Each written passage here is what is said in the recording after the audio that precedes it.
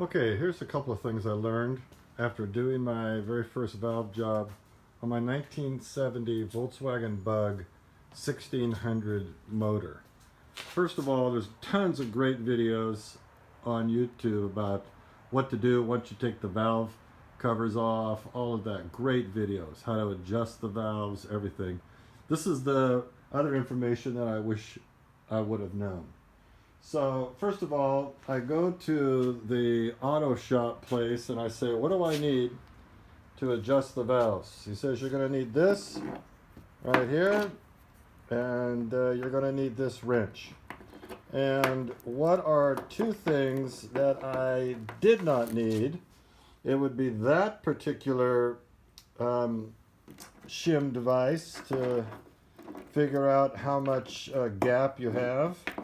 Shim is not the right word though, but anyway, I got this, and it only went to 0.008. I need 0.006. So this I couldn't use it. I like the bend in it though, but yeah. And this was fine, except that for me to get that on the nut to adjust the valves, it was pretty much impossible. So what did I end up using?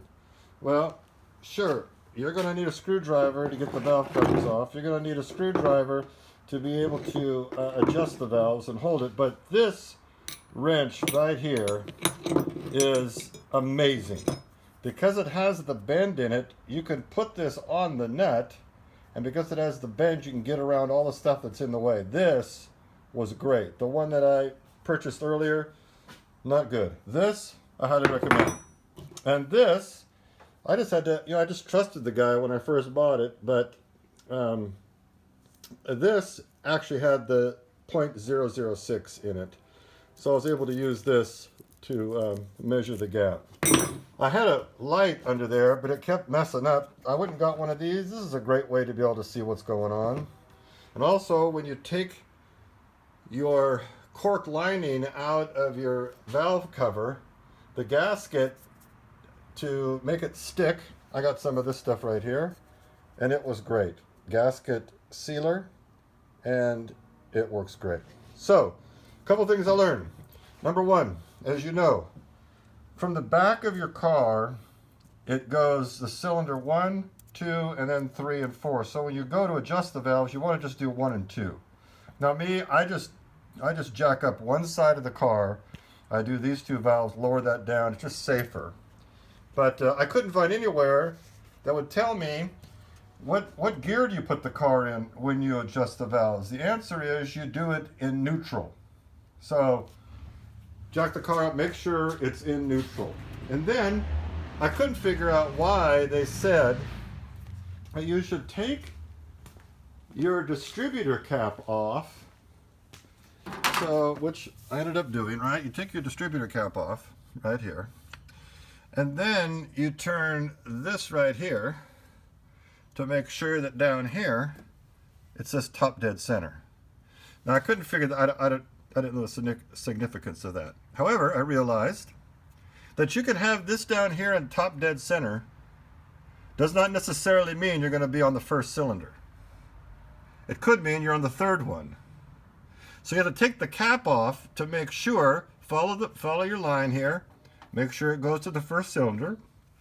And then when you take your cap off, make sure that under here it's pointing to right here, this one.